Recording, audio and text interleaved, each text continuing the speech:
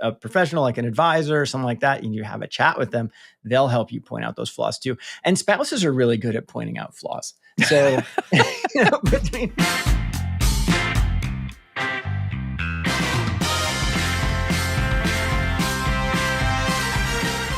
Hi, Scott. Hey, Meg. Today, I am going to try for the very first time to actually initiate this conversation. So we'll see if I fall over my metaphorical feet here. You can do it. Yeah, thank you. Today, I wanted to have a conversation inspired by a recent client conversation I had. We are having not lots, but I'd say several, sort of a worrying number of conversations with clients who are scared about the job market in tech. And one or two clients who are trying and failing to get a job. They've been laid off, or sometimes they voluntarily quit their previous job, but they want another one. They're unable to get a new job because it is rough out there in the tech industry right now. Yeah. And they're starting to freak out as they see their bank account balance dwindle towards zero after months and months of applying for jobs, not, barely getting any interviews, not getting any jobs, and just living entirely on their savings. Yeah. And so this idea, all these clients have emergency funds. That's what they're living on now. That was the whole point of having an emergency fund, which is just that 3 to 6 months, in some cases 12 months of living expenses and a cash account, nothing fancy, not invested. Yep. So they all did that, right? They're obedient little toasters, and they built up their emergency fund, and it's going away despite their best efforts. Totally. And that's their, and I feel for your client because I know it's happening to a lot of people out there right now. Yeah. And to your point, like that emergency fund, and of course, you and I know emergency funds and most people know them. And, that's the rule of thumb, that 3 to 6 months of living expenses. So if you spend 10 grand a month, 30 grand to 60 grand and keep it in a high yield savings account, and that's what your person's done. But now they're depleting it. And it's like, oh my gosh, I have no money. Yeah. I'm in so much trouble because that's my emergency fund. Right. What do I do? Right. I can't pay my bills once my emergency fund is gone. What am I going to do? Yeah. And then you and I were talking about this, and you basically said, well, it's interesting because emergency fund, it's what we initially all think of when an emergency happens. Yeah. But it's only one component of a larger plan. It's just the component that all personal finance commentators or advisors throw around. It's sort of the simplest thing, the easiest thing you can put in a tweet, right? three to 6 months of cash, boom, done. Yeah. But it's not the only part of a plan. No, it's good to have an emergency plan in place. Yeah. Right. And I would actually say that emergency plan will help dictate how much you want to perhaps keep in an emergency fund or in other accounts, which we can talk about. And I will say, seeing how stressful it is, I'm thinking of one particular client, how stressful it is for her to be dealing with her inability to get a new job when she wants one and she is working hard to get one. How important it is to figure out your emergency plan before you have an emergency. Oh, absolutely.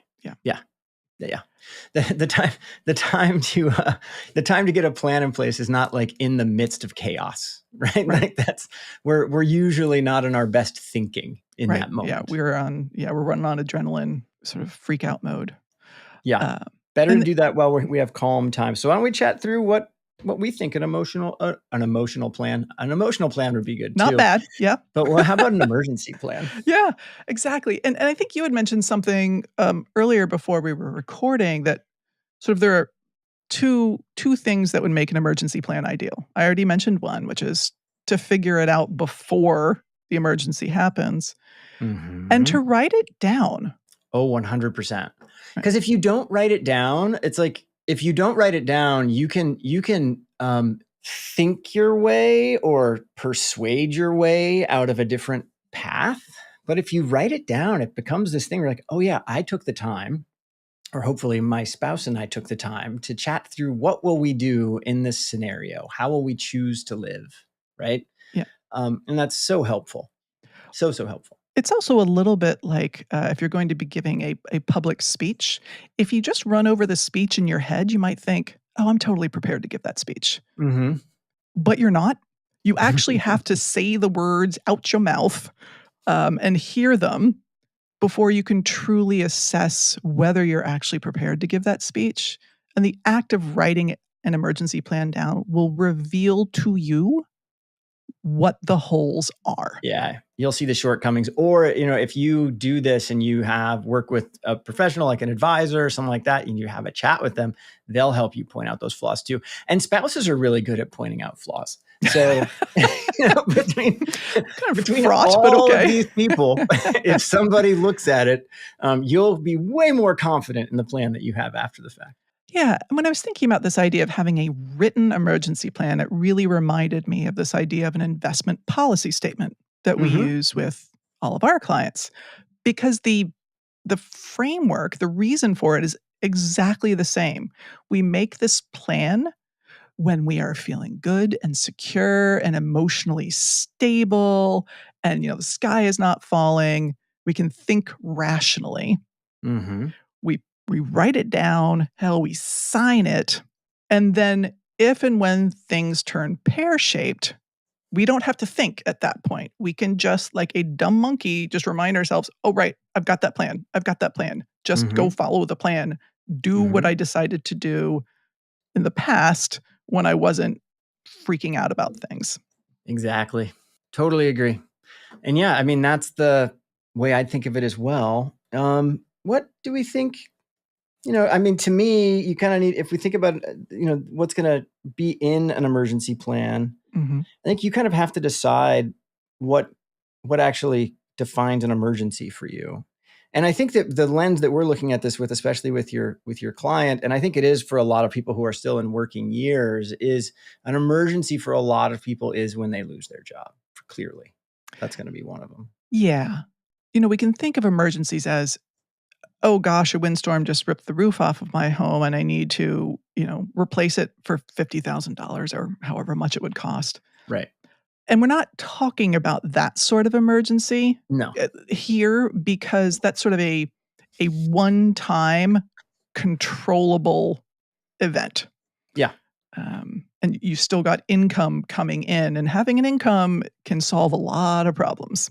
Yeah, that's when you and I were just chatting about this to start, that's when I say an emergency plan, to me, it almost always focuses on loss of income, like loss of job. Like, I'm sure there could be other use cases, but I think it's probably one of the most important to have the kinks worked out on. Yeah. So when it comes to an emergency plan, we've started defining what do we actually mean by emergency?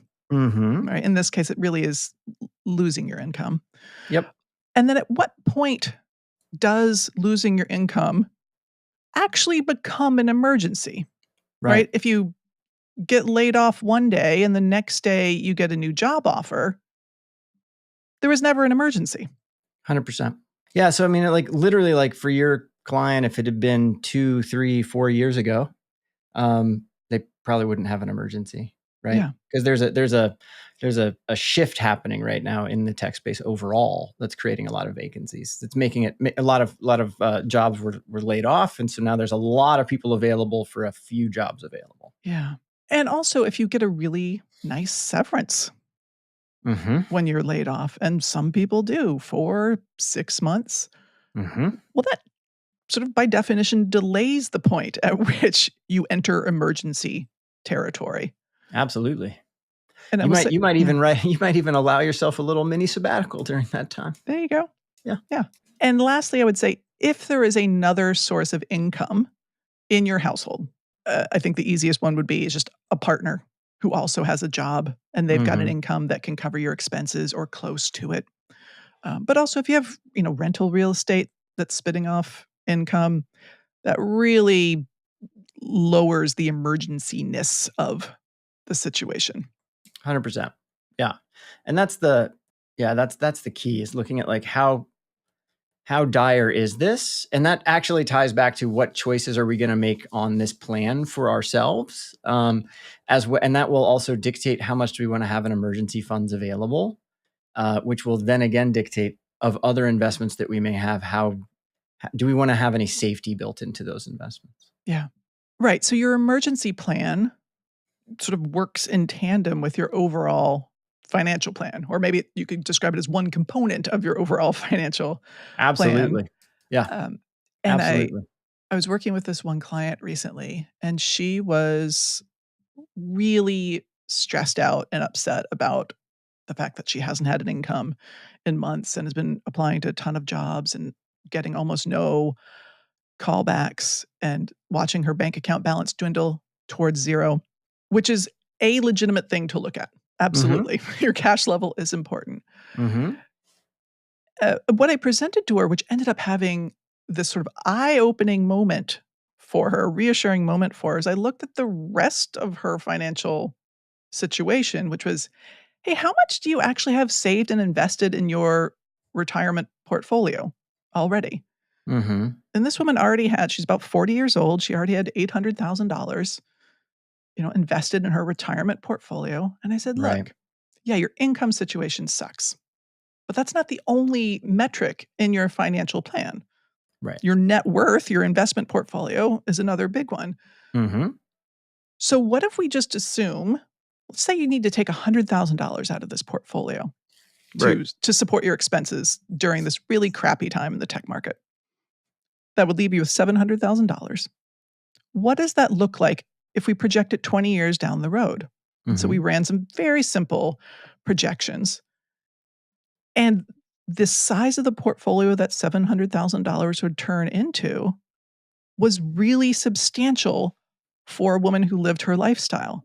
And so that one projection was instantly reassuring Yeah. because it expanded her view on the emergency from just cash level to the Mm-hmm. rest of her financial plan. So Yeah. her need to start living on cat food was was radically reduced because she had resources she didn't know about or hadn't Yeah, thought about. it's such a good reminder because that's again I think sometimes it's a focus that can happen for a lot of us, and we actually want clients to focus on naming an emergency fund for a Mhm. reason, right? So that we use it for that purpose. But here we are in that purpose, and we need it, and we start depleting it, and it's getting down to almost zero, and there's almost a mini panic because it's like, oh my gosh, like this thing that I had for the emergency, I'm not supposed to touch anything Yeah. else. I'm basically to what you're describing. So I love the frame of when you know how much, if you know how much you spend, like let's say that you spend $100,000 a year, if you can go just look at your investment accounts, and let's say that she does have that 800,000, well then in today's dollars she has 8 years of assets. Now I don't know if they're in 401k assets or if it's in a taxable account, and hopefully there's a mix of both so that she Yes. can be tax efficient with what she needs. But it's like, okay, if I take 1 year away, I still have 7 years of assets built up, and that gets to grow and compound and can do things, and I'm going to be okay, right? I don't need to freak out in a minute that I don't. The thing I would freak out about is if all I had was an emergency fund, and then I don't have anything else left. Now Yeah. I'm in real trouble. Yeah. Yeah. So all of that said, I identify with and sort of agree with her desire to not deplete her emergency fund Yeah. if possible. Yeah. Right. Probably the most obvious first question to ask yourself when you're constructing your emergency plan in good times before you're feeling pressured by not having a job, blah, blah, blah, Mm-hmm. is would I be willing to tighten my belt if I lost my job? Right. And And that's a question, if you have a spouse, that you need to make sure you both Mhm. agree upon if you're going to agree to tightening. Because if you don't, it's not really going to happen. Right.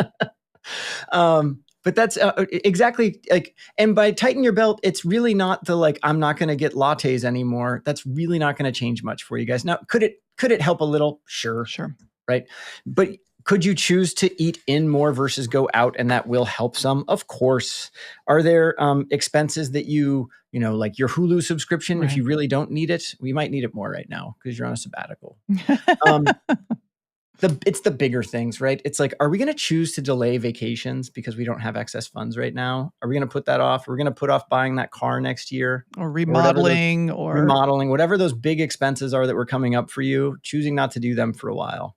right. Yeah. And I like that idea of, we're not suggesting that you live like a pauper and forevermore don't buy these things. Mm-mm. We're just encouraging you to think about delaying them until you have an income again. Yeah, absolutely.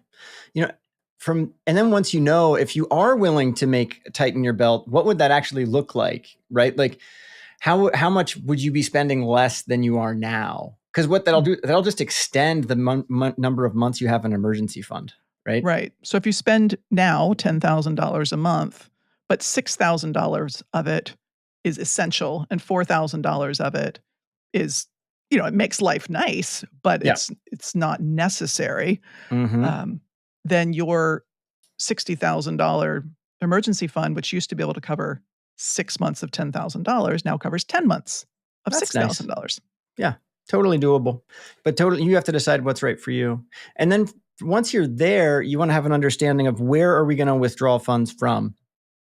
Once we understand how much, okay, so we identify, we're tightening the belt, we're not tightening the belt, we're going to have 6 months or 12 months or whatever that number is. And that actually, if we come back on that emergency fund idea for a second, the idea of how many months you need is really how many months do you think it's going to take for you to maintain employment again, is essentially the underlying idea of it, right? Yeah. Or until you bring, maybe if you're a business owner, if business really drops off, how long until it comes back to the point where you can pay yourself again, right? So the riskier your cash flow stream is, the more of an emergency fund you want to have. If you're a tenured professor who essentially cannot be fired, well, then all of a sudden your emergency fund gets really small, right? It's not for losing a job anymore. It's for literally the water heater blowing up, and that's it. Just a little aside. But once you understand that, then you're going to look at, okay, where are we going to withdraw from? Emergency fund obviously is first, but the second place we'd probably look to withdraw from, in your client examples, I'd want to know, do they have a taxable investment account? And if they do, we want to pull from that taxable investment account. Yeah. Yeah. And this particular client does have a mix of account types. There's taxable, there's pre-tax IRA, there's Roth IRA. Great. And she also had a bucket of money, investments set aside to support any possible needs from family members. So sort of a caregiving. Oh, awesome. Bucket. So another potential place. Yeah, that's great. Yeah. I think so. That's great. And then, if you're doing this on your own, or if you're working with an advisor, the idea then next is looking at, okay, do you need to have any safety in any of these accounts? So, and when I say safety, it's safety relative to the amount of risk that you're taking for the movement in the funds that are going to happen. So if we have a taxable investment account and it's invested in the stock market and we lose our job and the stock market goes down by 50% and now we need to take from it, that's not necessarily the best time to take from those stocks, right? If instead we also have something in it that doesn't move as much as stocks, like some maybe short-term bonds, well, then we can probably take from short-term bonds while those stocks are down. And that's not going to impact our financial future, which you looked at with your client, as much as taking from the stocks itself. If, on the other hand, the stock market's up this year, even though we got laid off, we might choose to sell some of the stocks because things are going really well. So it just creates a bit more flexibility and resiliency. Yeah, and having some money in a Roth IRA, and this is something that we do for our clients, in that if they don't have Roth IRAs, we start them anyways, even if it's just with a $10 conversion. Like, you're not eligible to contribute, you make too much money, we'll convert $10 because, actually, I think I misspoke there. I'm talking about the multiple five-year rules that apply to Roth IRAs. What I meant to be talking about was that you can always take contributions out of a Roth IRA, no tax, no penalty. Yes, on a contribution. On a conversion, it's after 5 years. Yeah. So that's a great place to look as well. Right. Totally agree. Right. So in that hierarchy, it is probably going to be emergency fund, which is a bank account, high yield savings account, money market fund, whatever.